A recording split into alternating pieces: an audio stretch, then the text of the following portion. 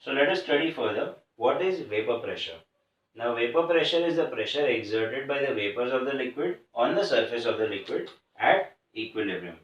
Vapor pressure is the pressure exerted by the vapors of the liquid where on the surface of the liquid when at equilibrium. This is called as your vapor pressure. Now what is the Raoult's law of partial pressure? The Raoult's law states that partial pressure of a solute or a solvent is equal to the vapor pressure of the same solute or the solvent in its pure form, that is the vapor pressure in pure form, multiplied by the mole fraction of the solute or the solvent. So if we consider that vapor pressure of a pure solvent be Pa naught and that of the vapor pressure of the pure solute is Pb naught, the partial pressure be Pa and that of the solute be Pb. So the total pressure will be considered as Pa plus Pb of the solution. But what is Pa? As per this formula, Pa is nothing but Pa naught multiplied by Xa, and Pb is also nothing but Pb naught multiplied by X of B. What is small x? It is the symbol for mole fraction of the solute and the solvent, right?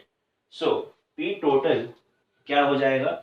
It will be Pa naught Xa plus Pb naught Xb. This will be my formula for total pressure of the solution. But if you remember the condition number 2, where it was clearly stated that the solute must be a non-volatile solute.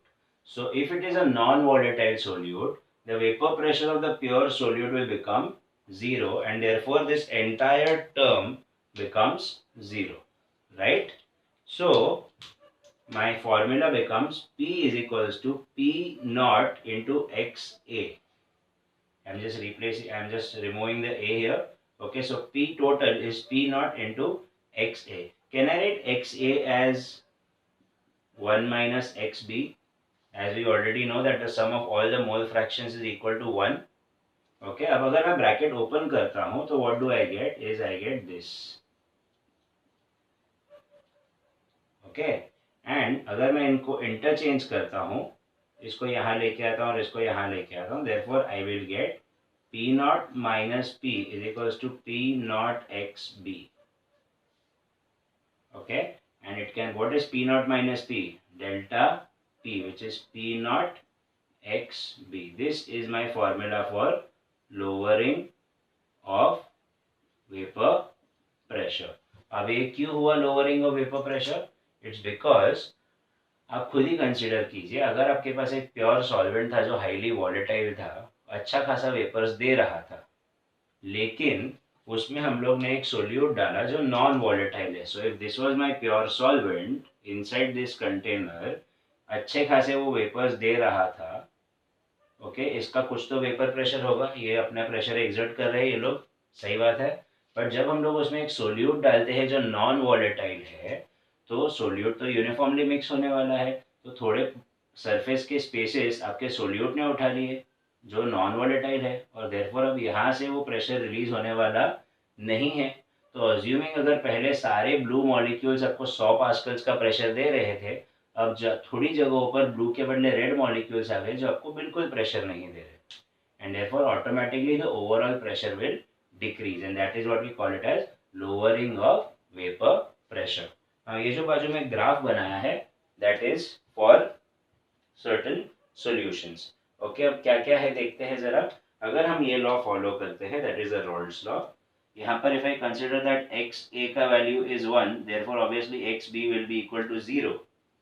Therefore, vapor pressure of B will be 0 and that of vapor pressure of A will be the maximum, which is considered as PA naught.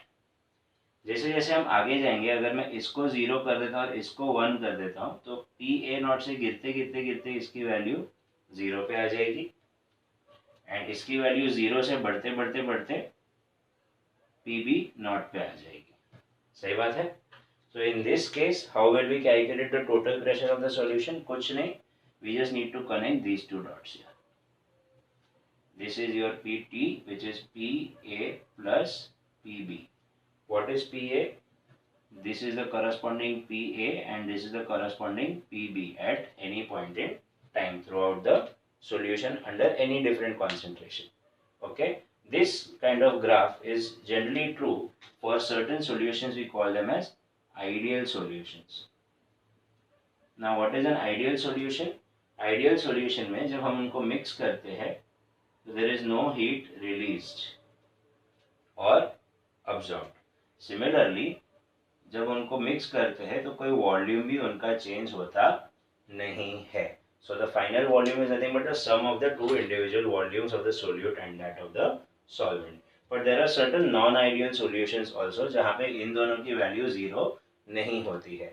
Certain solutions show positive deviation and some show negative deviation. What is this positive deviation and what is the negative deviation? Let us understand that as well. So what was my expected graph? The expected graph was this. It should have been a straight line like this. But instead of that, and this had to be my final line, but instead of that, my solution will show a behavior like this, slightly on the higher side. इसके वजह से final graph भी थोड़ा ऊपर से आएगा. Alright, and similarly negative deviation में क्या होगा? I am pretty sure you guys have guessed it right already. ये एक्सपेक्टेड था. ओके, अब क्या हो जाएगा? थोड़ा नीचे के साइड जाएगा. Sorry for that error. Okay, in non-ideal solutions, delta H mixing is not equal to 0 and delta volume of mixing is also not equal to 0. There are certain changes in the volume and the enthalpy as well.